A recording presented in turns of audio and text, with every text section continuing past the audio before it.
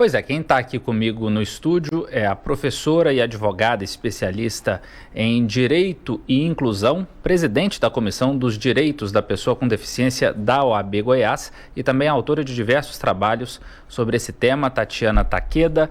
Já nos cumprimentamos, né, Tatiana? Nós vimos aí na reportagem, a Liv trouxe, né, todas as características que podem levar ao diagnóstico do transtorno do espectro autista, mas quando a gente fala em estatísticas, quando a gente vai observar os números relacionados a esse diagnóstico e também ao acesso dessas famílias e dessas pessoas diagnosticadas com autismo, qual é o panorama que nós temos hoje? Boa noite. Boa noite, Matheus. Hoje nós temos uma estimativa de número de pessoas autistas no Brasil, porque nós tivemos um censo em 2010, né?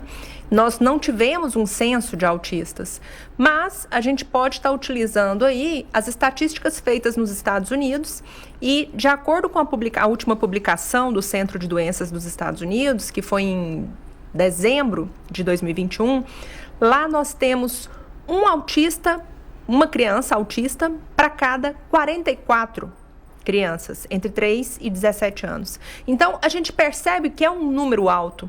E de alguns anos para cá, especialmente de 2000 e pouquinho para cá, a gente vem vendo o quê? Que cada vez mais essa proporção ela vai diminuindo de modo que a gente vê um número grande, substancial de pessoas autistas. E aí você pensa, nossa, mas está aumentando o número de autistas? Não. Nós estamos diagnosticando. Exatamente. Hoje a gente tem diagnóstico precoce. Isso é importantíssimo. E à medida que a ciência avança, nós temos cada vez mais o quê? Pessoas preparadas para dar esse diagnóstico. Agora, Tatiana, quando a gente fala de atendimento na rede pública, por exemplo, que a gente sabe que as dificuldades são várias. Famílias, mães, pais preocupados com uma criança que já manifesta ali algumas dessas características que podem levar a esse diagnóstico. Como é que é esse panorama hoje que leva a esse diagnóstico? Na sua observação, enquanto alguém que estuda esse assunto, falta nós avançarmos em políticas públicas para atender a população com autismo? Com certeza. E eu acredito que o papel da escola é fundamental. Por quê? Porque a maioria das famílias não estão preparadas para identificar que aquela criança ela tem ali um comportamento diferente. E não existe exame para autismo. Nós temos o quê? O exame clínico. Sim. Né? Então, geralmente é a escola que fala para essa família, olha, o Joãozinho ele tem alguns comportamentos restritos, repetitivos, atípicos. Seria o caso, então, da gente estar procurando uma assistência especializada. Aí é a hora que a gente esbarra no primeiro problema. Por quê? Não é no Brasil todo que a gente vai achar um neuropediatra, de preferência, que tem experiência nessa área, que vai conseguir fazer o diagnóstico dessa criança, porque o diagnóstico da criança com autismo ele não é simples. Se aquela criança ela é grave, né, a gente usava até pouco tempo o termo leve, moderado e grave, hoje a gente fala nível 1, nível 2, nível 3, mais ou menos suporte. Se é grave, nível 3, é mais fácil da gente identificar, mas nós temos os que não são. E aí há um liame muito fininho, né, entre o autismo e outros transtornos ou distúrbios que levam o médico a ficar na dúvida. E aí, o diagnóstico desse menino pode demorar um pouquinho. Aí a gente esbarra em outro problema que a gente precisa de política pública. A nossa legislação, ela fala que essa criança com deficiência, ela é uma criança de inclusão. Mas e a partir do momento que essa criança não tem esse laudo ainda, esse laudo que inclusive rotula muito essa criança. Tem muita criança que não está sendo devidamente incluída nas dentro escolas. Daquele rol de necessidades. Então nós esbarramos aí, olha só nesse comecinho de vida dessa criança a gente esbarra em 3 questões importantes. Uma, a barreira atitudinal, principalmente o preconceito, tanto da família quanto daquelas pessoas que estão ali ao redor dela, porque não na escola. 2, tratamento multidisciplinar, porque nós estamos falando de um transtorno que geralmente dá um atraso global do desenvolvimento. Então, aquela criança ela precisa de um fono, de um psicólogo, de um terapeuta ocupacional, quiçá um fisioterapeuta, e a escola, e a inclusão escolar. Tatiana, a gente falava ali, né, das situações que muitas vezes afligem essas famílias, que atingem essas crianças, que estão relacionadas ao preconceito, ainda muito presente na sociedade. Nós já temos ferramentas no direito para tentar combater esse tipo de problema? Com certeza.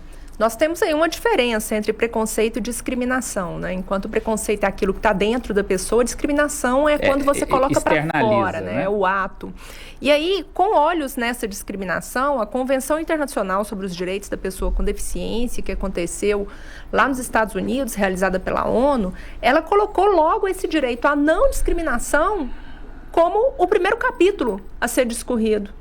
E, inspirado na Convenção Internacional, nós tivemos a criação da Lei Brasileira de Inclusão aqui no Brasil, que no que pese o fato dela ter tramitado aí por 16 anos, ela ficou pronta, ela vale, ela é um instrumento muito forte que nós temos, porque nessa Lei Brasileira de Inclusão, nós temos, inclusive, lá no artigo 4º, parágrafo 1º, a situação em que mostra pra gente o que é a discriminação da pessoa com deficiência, e o autista é pessoa com deficiência para todos os efeitos legais, o que é essa discriminação em face da deficiência dessa pessoa. Então, a partir do momento que a gente consegue encaixar o constrangimento que a pessoa passa dentro desse dispositivo, a gente chama um outro dispositivo da Lei Brasileira de Inclusão que fala que discriminar, incitar discriminação, induzir discriminação, enseja aí, inclusive, uma pena de 2 a 5 anos e multa. Nós temos agora a mensagem que chegou pelo nosso WhatsApp, é a Vene Paula, de Goiânia. Ela diz que tem um filho com deficiência intelectual e sente na pele essa questão de descaso dos governantes. A principal dificuldade, ela traz ali, está nos tratamentos específicos, fonoaudiólogo, psicólogo e professores capacitados. Queria, inclusive, mandar um abraço para o professor Nelson, foi meu professor, ele tem um filho com Down e já relatou também essa mesma dificuldade de ter ali, principalmente na rede pública, uma equipe de apoio, professores capacitados para lidar com essas crianças. É um problema que ainda falta muita atenção, né, Tatiana? Lembrando que a saúde e a educação, elas deviam andar juntas, né? Aquela criança com transtorno do espectro autista, que ela tem a oportunidade de, em um turno, ser assistido da forma correta na escola, com a inclusão escolar apropriada. E eu estou falando de adaptação curricular, de profissional de apoio escolar, de capacitação docente e no contraturno tem condições de receber o tratamento multidisciplinar, que seria aí, no caso, a fonoaudióloga, a terapia ABA, né, que é a terapia dos autistas, a própria terapia ocupacional, aí sim nós teríamos condições de ter esses meninos desenvolvendo o máximo possível. Mas, infelizmente, Matheus, a gente não está vendo isso. Não tem inclusão escolar de verdade e nem tratamento multidisciplinar de verdade. De forma muito triste. Maria Helena, me chamo Helena, tenho uma neta que anda na ponta dos pés. Já falei para a mãe dela, mas ela não aceita que a menina tem autismo. É uma questão que, obviamente, precisa passar por avaliação, precisa passar por um diagnóstico. O fato dela somente andar na ponta dos pés não quer dizer que ela é autista, mas é interessante isso mesmo, Maria Helena. Por quê? Porque vários dos nossos autistas andam sim na ponta dos pés. Eu queria ler a pergunta da nossa outra telespectadora. Pelo nosso tempo, acho que não vai ser possível responder, mas ela ela é mãe do Davi, de 3 anos, até hoje não conseguiu todas as terapias que ele precisa. Como fazer para conseguir as terapias? Ele não fala nada, o autismo dele é moderado, está muito difícil.